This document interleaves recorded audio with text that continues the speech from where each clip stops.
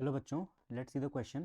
Question says how much water from 5 liters of 10 raised to power minus 3 molar HCl should be evaporated to change its pH by 2 units. So let's solve the question. इस question को solve करने के लिए जो की concept हम use करेंगे वो की कॉन्सेप्ट है pH. तो हमारे पास सबसे पहले एक सॉल्यूशन दिया गया है जिसका वॉल्यूम है 5 लीटर्स और उसकी जो मोलैरिटी है वो है 10 raised to power minus 3 molar और वो सॉल्यूशन है HCl का. तो HCl जब डिसोसिएट होता है तो हमारे पास बनाता है H प्लस और Cl माइनस. अगर कॉन्सेंट्रेशन HCl का 10 raised to power minus 3 molar तो H प्लस का कॉन्सेंट्रेशन भी होगा 10 raised to power minus 3 मोलर. यहाँ से मैं अगर pH कैलकुलेट करूँ, pH will be equals to minus log concentration of H plus ions which is equals to minus log H plus ions की कॉन्सेंट्रेशन है 10 raised to power minus 3 molar.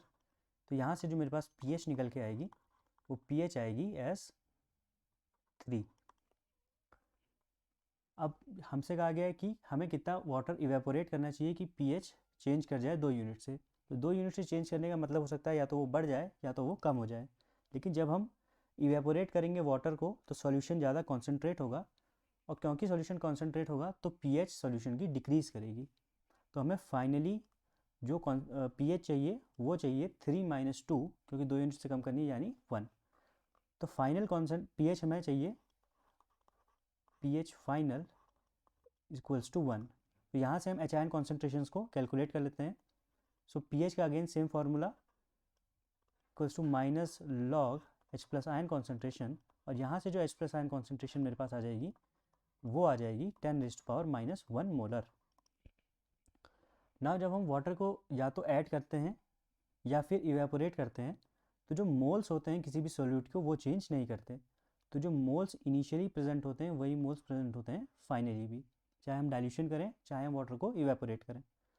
Moles के लिए हम सीधा सीधा फॉर्मूला यूज़ कर सकते हैं मोलैरिटी इनटू वॉल्यूम. तो इनिशियली मोलैरिटी या कॉन्सेंट्रेशन थी 10 raised to power minus 3 molar और वॉल्यूम था उसका 5 लीटर्स और फाइनली हमारे पास जो कॉन्सेंट्रेशन बन गया वो बन गया 10 raised to power minus 1 molar और वॉल्यूम हमको कैलकुलेट करना है. तो यहाँ से जो वॉल्यूम हमारे पास आएगा वो आएगा 5 × 10 raised to power minus 2 litres which is equals to 0.05 litre. तो इतना वॉल्यूम हमारे पास होना चाहिए अगर हमको सेम मतलब उतने ही H प्लस आयन से उसकी pH को 2 से घटाना है. और हमसे पूछा गया कितना वाटर हमको इवेपोरेट करना पड़ेगा. तो इवेपोरेटेड वाटर आएगा delta V equals to 5 litres minus 0.05 litre यानी कि 4.95 लीटर्स.